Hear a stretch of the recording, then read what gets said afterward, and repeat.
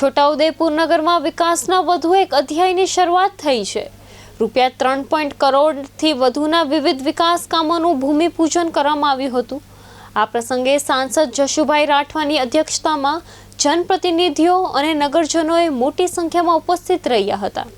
આ સાથે કાર્યક્રમમાં ધારાસભ્ય રાજેન્દ્રસિંહ રાઠવા, જિલ્લા પંચાયત પ્રમુખ ઉપેન્દ્ર રાઠવા, જિલ્લા ભાજપ પ્રમુખ ઉમેશ રાઠવા, નગરપાલિકાના ઉપપ્રમુખ પરવેઝ મકરાણી, નગરના આગેવાન સૌરભ શાહ સહિત પાલિકાના સભ્યો અને આગેવાનો હાજર રહ્યા હતા। ખાતમુહૂર્ત કાર્યક્રમ બાદ નગર વિકાસ સમિતિની બેઠક પણ યોજાઈ હતી, જેમાં નગરના વિવિધ પ્રશ્નો, વિકાસલક્ષી યોજનાઓ તેમજ આગામી કામગીરી અંગે વિસ્તૃત ચર્ચા અને સમીક્ષા કરવામાં આવી હતી।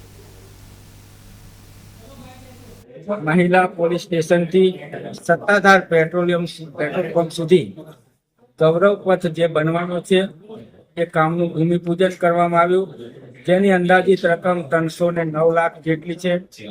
સાથે જ ઓરસંગ નદી કિનારે ફતેપુરા વોટર વર્ક્સ જે આવેલું છે એની પાછળ ઇનફિલ ટ્રેન્શન વેલ બનાવવાનું કામ પણ હાથ ધરવામાં આવશે, જે આશરે 54,90,000નું જે કામ છે એનું ભૂમિપૂજન કરવામાં આવ્યું। સાથે જ પીપલેજ ડમ્પિંગ સાઇટ ખાતે ટોમેલનો શેડ પણ બનાવવાનું છે, જે અંદાજે 13 લાખ કરતા વધારે રકમનું બનશે। સાથે જ ગટરના જે ઢાંકણા છે એ પણ બનાવવા માટેનું ભૂમિપૂજન કરવામાં આવ્યું છે, જેની અંદાજિત રકમ 10 કરોડ જેટલી છે। આમ કુલ મળીને 3 કરોડ અને 87 લાખ જેટલી રકમનું આજે ભૂમિપૂજન કરવામાં આવ્યું। અને સાથે જ આજે જે નગર વિકાસ સમિતિ બનાવવામાં આવી છે